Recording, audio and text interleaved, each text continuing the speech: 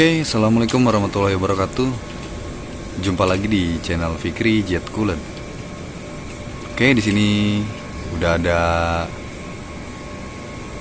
depan kita nih ya, udah ada Satria FU Barong tahun 2013 akhir. Di sini gue mau sekedar sharing-sharing aja tentang bagaimana tips memilih motor Satria FU ya. Ini dari gue pribadi ya, selama pakai motor ini dan dari awal gue beli bagaimana sih gitu, apa yang gue rasain gitu ya. Ya disinilah pokoknya nanti gue bakal rangkum semuanya dan gue jelasin sedetail-detailnya. Oke, untuk pertama kali yang pastinya kalian cari adalah sektor mesin kan, ya kan. Ini udah pasti kalian bakal cari sektor mesin, yang dimana mesin itu bersuara bagus, nggak ada kletek-kletek apapun, nggak jelas suara apapun, ya kan. Dan ya syukur-syukur dapat segel ya, mesin segel ya, itu masih mantep banget ya.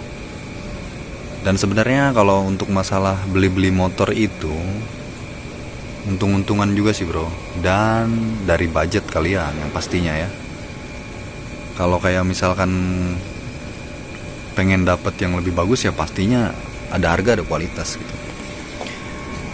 Cuma ini gue mau sharing aja di budget-budget ya, low budget ya, di low budget gitu ya kan.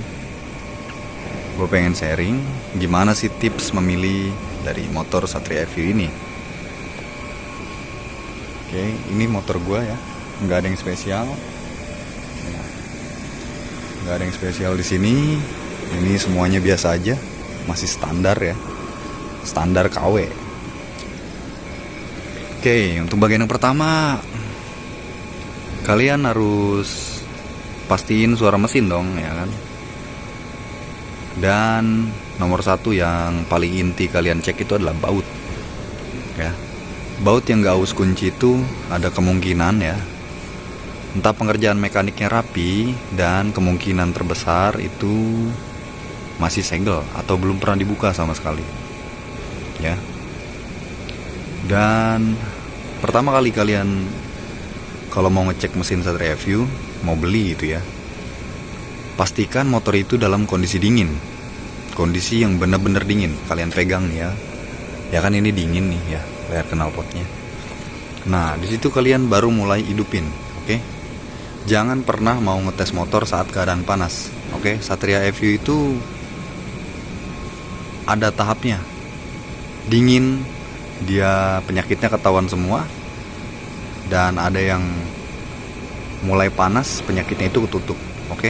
Dan ada yang dingin berisik dan panas pun tetap berisik, ada yang kayak gitu ya. Itu ya udah jelas-jelas ya itu lebih parah ya. Oke, seperti tadi ya, balik lagi ke sektor baut. Terus kalian nyalain mesinnya dalam posisi dingin, yang pasti kalian dengerin suaranya. Oke, jika suaranya halus ya itu ada kemungkinan ya it's okay lah, masih bagus mungkin ya. Mungkin juga karena motor itu susah bro, untung-untungan sih. Cuma ini gue detailin aja supaya kalian gak kejebak beli mesin DOHC ini. Soalnya kenapa? Mesin DOHC ini kalau udah trouble itu rumit ya, bagi yang gak bisa nanganinnya gitu. Kalau bagi yang bisa ya bisa-bisa aja, gak masalah. Cuma mungkin budgetnya besar ya. Kalau dari sektor head ya, biasanya ada pagi-pagi, misalkan nih ya, kalian nyalain ketika dingin itu ada kelitik gitu ya. Nah itu bisa jadi suara rantai keteng dan tonjokan tensioner ini ya. Ini kalau punya gue udah pakai manual ya, jadi bisa keteng, tonjokan tensioner, sama dekompresi X ya. Kalau misalkan itu masih ada ya, biasanya itu yang berisik di pagi hari ya. Itu kalau untuk keteng sih ya itu nggak normal. Kalau untuk dekompresi itu masih normal, nggak kenapa-napa. Nah, dan ada lagi permasalahan yang lumayan serius ya, dari oblaknya noken as. Ntar ada suara geduk geduk geduk geduk geduk. Saat kalian buka gas awal di sini bunyi. Di area atas sini pokoknya nih, dek dek dek dek gitu. Nah, itu bisa dari noken as yang oblak. Dan ada lagi kasus yang lebih rumit lagi, yaitu tapet SIM. Ya, tapet SIM yang oblak.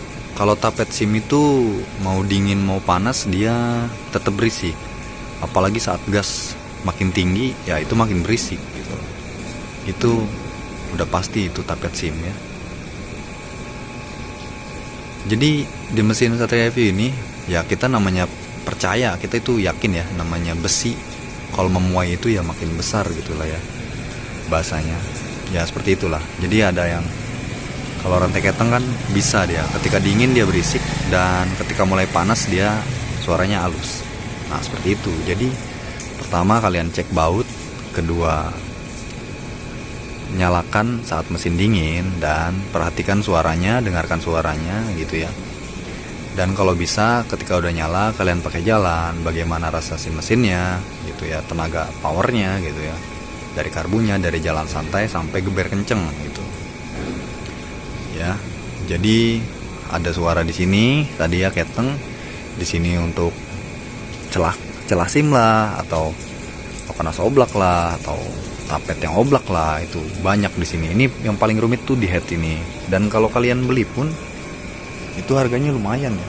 Kalau untuk head baru itu bisa berkisaran 1 juta. Nah, dan di sini biasanya saat langsam, kalau rumah koplingnya udah nggak normal ya, bunyinya ya kayak gitu.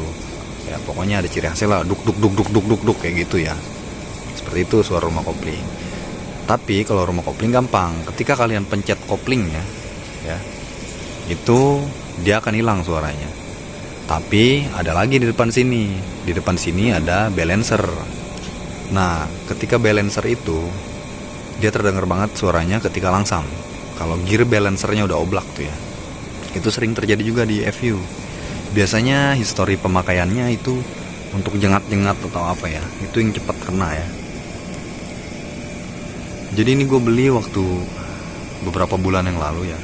Ini juga sebutannya rungkad gitu ya.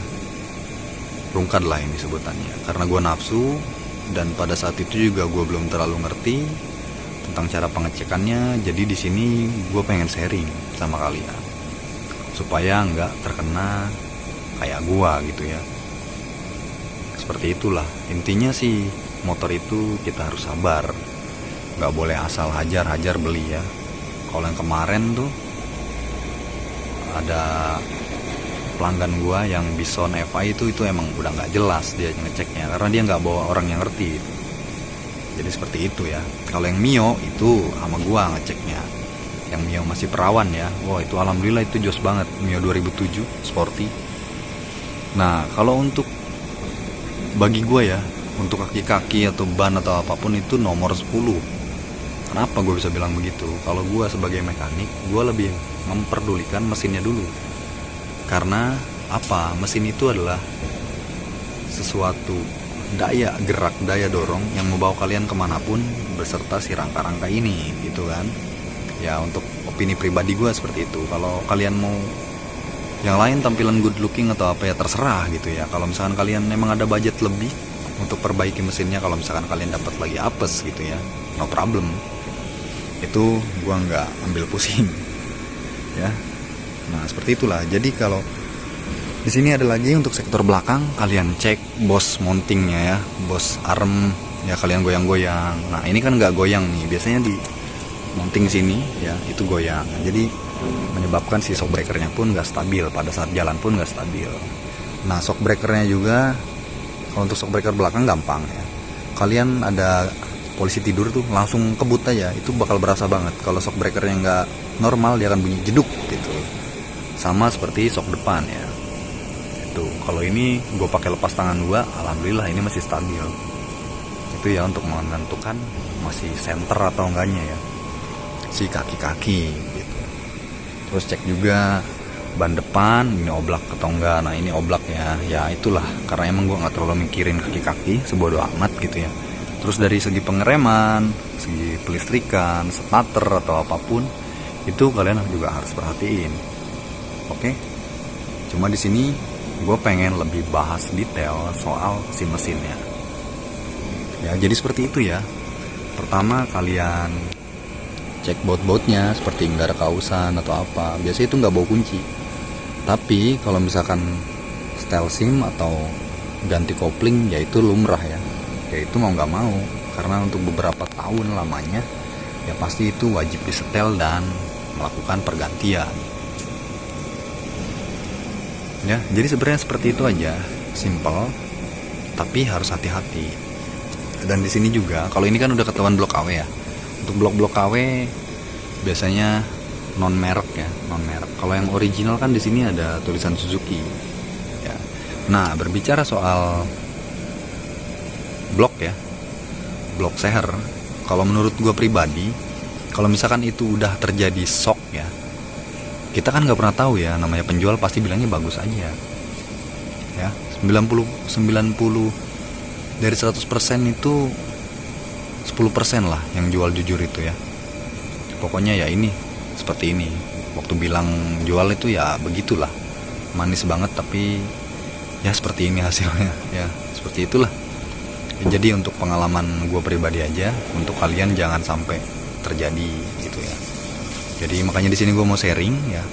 Terus soal karbu juga ya, ada yang digeber tenaganya nggak keluar, itu ngok banget ternyata ya. Kayak gitulah.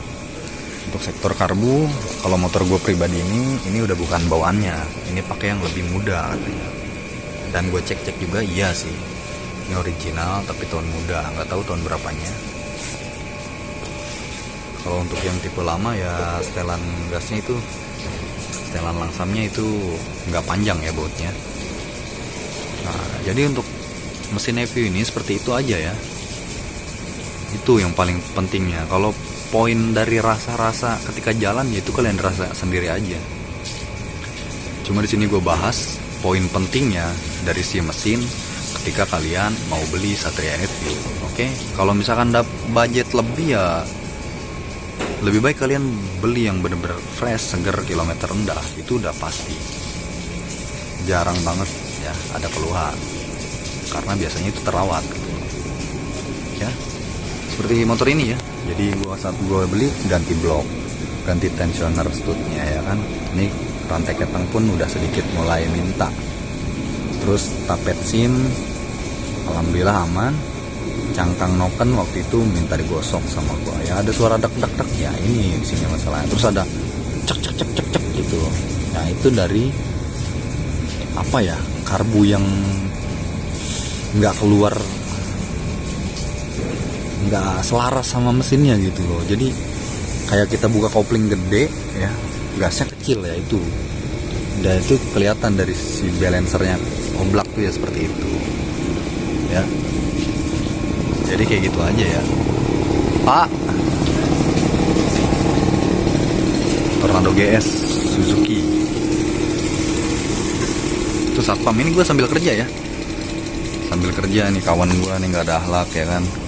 Kerja malah nyuci. Nah, gue juga habis nyuci sih. Ya seperti itu ya.